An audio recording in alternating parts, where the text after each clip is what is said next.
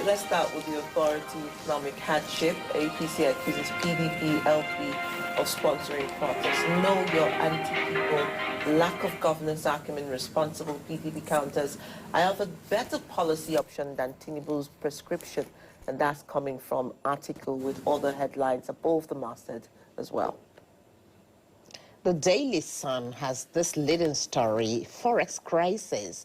CBN blames foreign students, medical tourism. Apex Bank's governor says $40 billion spent on school fees and medicals abroad in 10 years. You have cost of living, fresh palliatives coming. That's from federal government. And People's Daily today looks at CBN governor at sectoral debate. Nigerians spend $40 billion in 10 years on medical tourism, foreign education.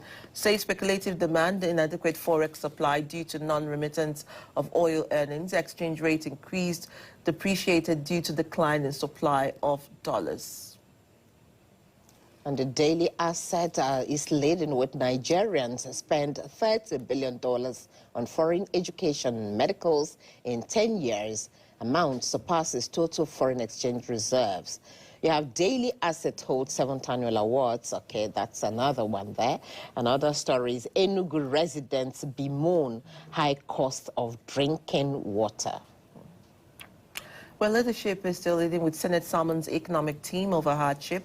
Finance Minister defends economy under Tinubu. PDP Labour Party blast APC for politicizing hardship. Federal government tackles food crisis as Northern Elders protest inflation rate. You also want to see that name, that lead story above that. Alleged 80 billion naira fraud. Kogi kicks as EFCC includes Bello in charges. The Nigerian News Direct is also leading with the forest challenges worsened by $40 billion spent on foreign education and medical tourism, according to Cardoso, the CBN governor, and BDC to undergo overhaul as Cardoso targets currency hoarders. You have that on page 9 of the paper. And then insecurity, Senate summons service chiefs as Tinubu inducts 2 combat helicopters on page 2. The Nigerian pilot is slamming it red there. Senate drills security chiefs over insecurity. Suspends interface with CBN governor. Opts to drill service chiefs for 2 days. Says decision is to find way forward to tackle menace of criminals in Nigeria. Stop demarketing rivers. It will destroy economy. And that's coming from Fubara on page 6. You also see other stories there, bottom page. The New National Star. Insecurity is what the paper is leading with this morning, and it says Tinubu inducts 2 combat helicopters to fight insurgency. Reps urge federal government to open grain reserves for hungry Niger. You have that on page 8 as well. Food crisis is how First News is looking at it. First Access News, and leading there, it says Tinubu, others special committee, swift intervention as federal government accuses saboteurs of escalating prices of foodstuff, announces plans to release food items from National Food Reserve to boost availability. Insecurity, Senate to grill service chiefs today as lawmakers summon Tinubu's economic team. President challenges military to end multi-dimensional insecurity. Let's see how the Nigerian Express is leading this morning. Atiku blasts presidency, the paper says, and Tinubu's policies are morbid. Stay credited to Atiku. While Labour Party to Tinubu, you are bereft of ideas for solving Nigeria's economic woes. Provision of 1.5 billion naira in Abia budget for 2 Hilux vehicles, a mistake corrected. That's Governor Oti speaking. Well, New Telegraph, forex volatility may drive fuel pump price to over 800 naira, accused caused by distribution issues, and that's coming from NNPC Limited. Cardoso blames naira decline on forex speculation, non-remittance of crude oil earnings, others, and predicts 3.7% there as increase. Okay. Foreign education, medical tourism killing Naira.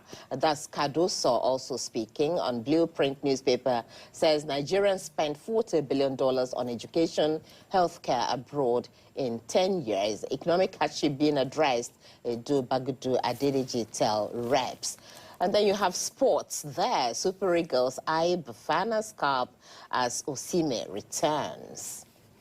The Nigerian Tribune looks at that story, says Gbajabiamila Ribadu, ministers meet, say government will unlock food in storage facilities. And leading there still is Nigerians spent $40 billion on foreign education, medical treatment in 10 years coming from CBN, amongst other stories on page 4. All right, cost of living crisis. That's how the Daily Trust puts its leading story. House of Reps wants action to end hunger. Asks federal government to import grains, drugs, others. A lasting solution coming, Kaduso says. 17 feared dead in attacks on Benue communities. Not again. The Daily Trust has that bottom page story. The Guardian, interesting, is looking at poultry supply there. It says inflation price hike push an egg-a-day diet beyond Nigeria's reach. And that you see the chicken will lays the egg there, pricey egg, it says. And then others, average egg costs 3,000, a crate, 3,600 naira, with each of the eggs costing 150 naira, amongst other stories there. And bottom page, you also find Nigeria, Burkina Faso, for others to experience food crisis till May 2024. The Business Times, why Naira is on free fall. CBN governor says Apex Bank are committed to implementing policies that will ensure stable macroeconomic environment. Expert faults Kaduso's presentation during television program. Tinubu's finance team in National Assembly defends high cost of living resolves to address inflation. We are much better than we were on May 29, 2023, Wale Edu says. And that's the last paper we're bringing up this morning, so let's weigh in on this, gentlemen. 3 major things stand out on the papers today. Economic hardship seems to be leading all the papers, with accusations and counter-accusation by the Authority newspaper that, the ruling party is accusing the opposition parties of sponsoring protests, interestingly, in the ruling party states. So we look at that as well and how that is working out. Then forest crisis is another major stories on the papers today, and how the government and the CBN says it's working towards addressing that. And then security matters, summoning by the Senate of Security Chiefs, and how they want to interrogate the issues. Gentlemen, these seems to be conjoined twins, fighting against the economy. How do we go? Well, I watched the so-called economic team of President Muhammadu Buhari yesterday, where they appeared before the... Tinubu, you mean? I'm talking of the Tinubu's economic team. Yes. Yeah, yesterday when they appeared before the House of Reps.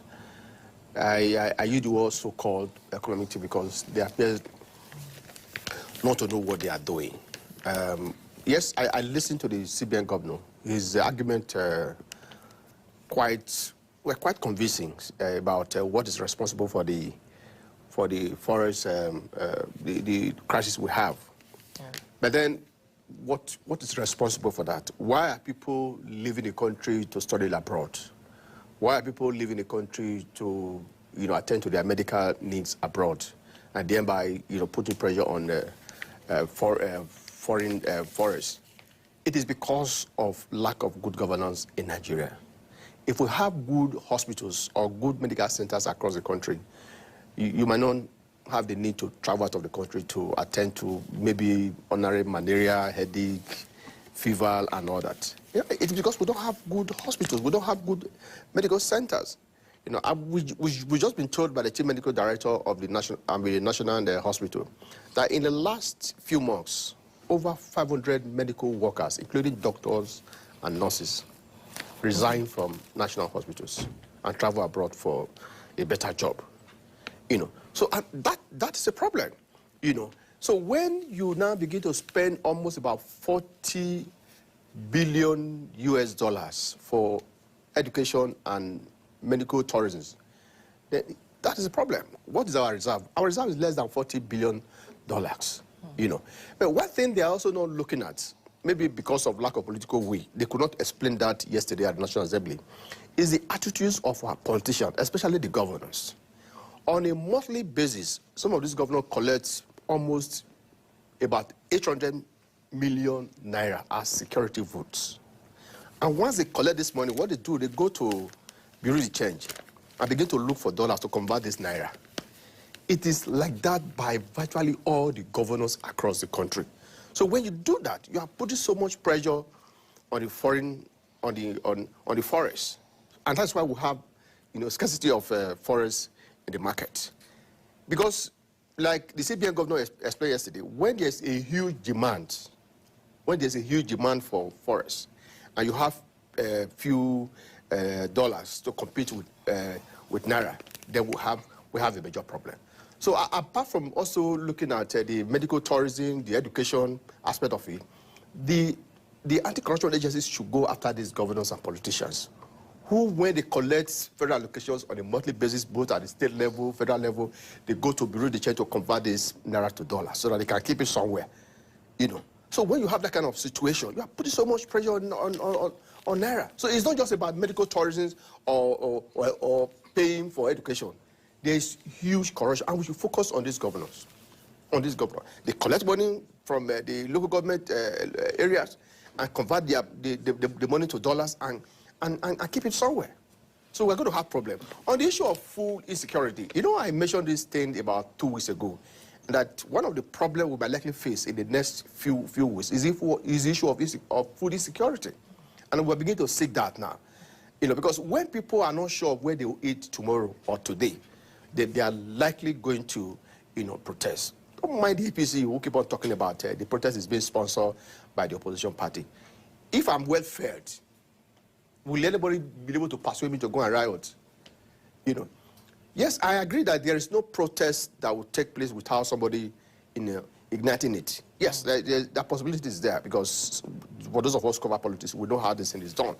But you can only persuade people who are willing to protest because of the situation they find themselves. We also see that, if you see what the Daily Sun is saying here, food crisis protest, Tinubu APC politicizing hardship PDP, but then you also see the rider, it's time to hit the street. Ocean says, maybe I bring in Chuks in here. I'm sure you saw the statement credited to the Kwara State governor saying that Nigeria's hardship is not hard enough. Other countries are worse off, and that was some days ago. And this morning, we saw another rider say that the food inflation and the high cost of food is as a result of saboteurs increasing their food prices. That was one of the riders. But let's look at the gravity of this. You did see that food scarcity would be imminent by May 2024, as well as in Burkina Faso, and that's just what Dr. Wajira reiterated. How do you look at this? Does it tell us to say that this is politics or the sheer, gravity of the reality right now? No, I'll put it this way. If you go to a park on your car and you see that your tires are worn out, and then you hit the road at about 160 kilometers per hour, and tire bursts, will now blame the devil for that. It's very obvious. True, this problem did not start today. And if you hear what's going on, you discover that the problems are not, they're nowhere close to being solved. I'll give you an example. I agree with my brother that, governors, but they say amongst every 12 disciples, there's a Judas. So we can't just give a blanket, say governors are corrupt. We are journalists. We also have journalists who are corrupt, you understand? So, but the issue is this. There are also very responsible governors, and we've seen them work. There are also very irresponsible civil servants. Look at what's coming from the EFCC. Look at the mind-boggling 3 weeks to Buhari's exit. Hadi Sirika allegedly awards a contract to his younger brother, who is a civil servant. About 8 billion naira. Yes. And you see, there's this viral video of a notable Muslim cleric from Sokoto, Yabo Bello, Sheikh Bello, who was calling for the dismemberment of Nigeria. And I was asking myself, what then is SSS doing? Because what the man was saying is not different from what Sunday Igboho said, and what Nnamdi Kanu wanted Nigerian government spending hundreds of thousands of dollars to go and catch Nnamdi Kanu in Kenya. But that said, look at Katsina, for instance. You see, because it's very easy for people to say Tinubu doesn't, Tinubu. All those people who are accusing Tinubu of trying to relocate the CBN to Lagos, They are the same people who the government voted money to repair airport in Katsina. They pocketed this money. And people are not asking questions. Look at Kogi State now. They are defending Yahya as to say that they were with him when he was spending the money. You see, and you know, when I come here and I give kudos to an agency like the EFCC, it's not for nothing, because they are really, really. I mean, Yahya just finished his term of office. It's not up to a month. Yes, a few weeks ago, and then the EFCC, they are, you know, hot on his heels. Yes, exactly. So it shows commitment. It shows Hadi Sirika. There are people who a few months ago were chuckling and saying that if EFCC wants to prove that it's serious, it should go after Hadi Sirika. Look at what they did yesterday. And it came to light yesterday. You understand? A 7 civil servant, you know, 3 weeks to Hadi Sirika's exit, to Buhari's exit, they paid 2.2 billion naira. And you're telling me that Forex people don't want dollars in the market. But talking about the scarcity, I think it's important we stay there, Chuks, because we know that the federal government, Gbajabiamila and a few ministers said they would open up, you know, the food storage. Thank you for watching. If you're new to this channel, consider subscribing so you won't miss out any of our latest video.